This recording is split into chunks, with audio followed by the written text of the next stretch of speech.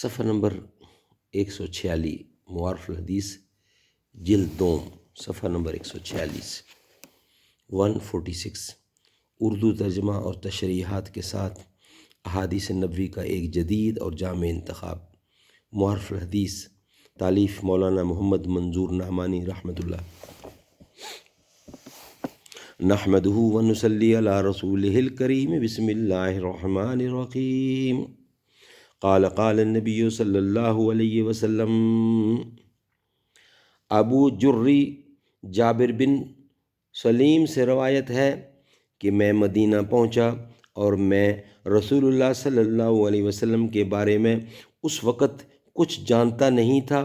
میں نے ایک شخص کو دیکھا کہ لوگ اس کے پاس طالب بن کر حاضر ہوتے ہیں اور وہ ان کو جو کچھ بتا دیتا ہے اس کو قبول کر کے چلے جاتے ہیں۔ جو کچھ بھی اس کی زبان سے نکلتا ہے لوگ اس کو دل و جان سے مانتے اور تسلیم کرتے ہیں۔ میں نے پوچھا یہ کون ہے؟ لوگوں نے مجھے بتایا کہ یہ اللہ کے رسول ہیں۔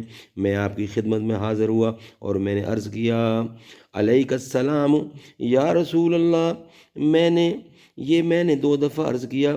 آپ نے فرمایا علیک السلام، نہ کہو یہ مردوں کا سلام ہے، یعنی اہل جہلیت اس طرح مردوں کو سلام کیا کرتے تھے، بجائے اس کے کہ السلام علیکم کہتے تھے علیکہ السلام، السلام علیکہ کہو۔ فرمایا رسول اللہ نے السلام علیکہ کہو۔ میں نے عرض کیا آپ اللہ کے رسول ہیں؟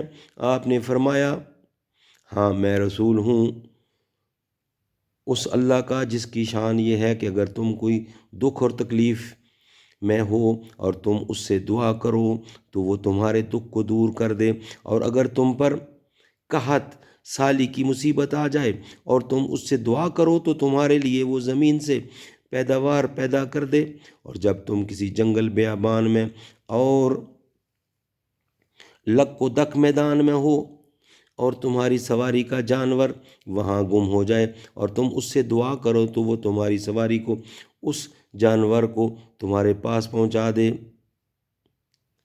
حدیث کے راوی جابر بن سلیم کہتے ہیں کہ میں نے آپ سے عرض کیا کہ مجھے کچھ نصیحت اور وصیت فرمائیے۔ آپ نے فرمایا تمہیں میری پہلی نصیحت یہ ہے کہ تم کبھی کسی کو گالی نہ دینا۔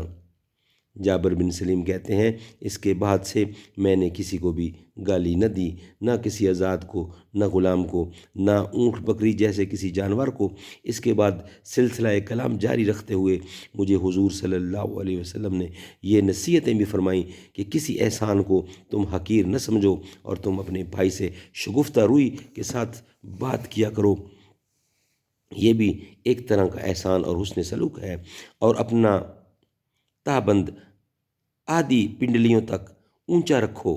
اپنا تہبند یعنی پجامہ آدھی پنڈلیوں تک اونچا رکھو، اگر اتنا اونچا رکھنا منظور نہ ہو تو کم سے کم ٹخنوں تک اونچا رکھو، اور تہبند کو زیادہ نیچے لٹکانے سے پرہیز کرو کیونکہ یہ تکبر کی بات ہے اور اللہ تعالیٰ کو تکبر پسند نہیں ہے۔ اور اگر کوئی تمہیں گالی دے اور تمہاری کسی ایسی بری بات کا ذکر کر کے تم کو آر دلائے جو وہ تمہارے بارے میں جانتا ہو تو تم ایسا نہ کرو۔ اس صورت میں اس کی اس ساری زبان درازی کا پورا وبال اسی پر ہوگا۔ اللہ تعالیٰ سمجھنے کی، عمل کرنے کی توفیق عطا فرمائے۔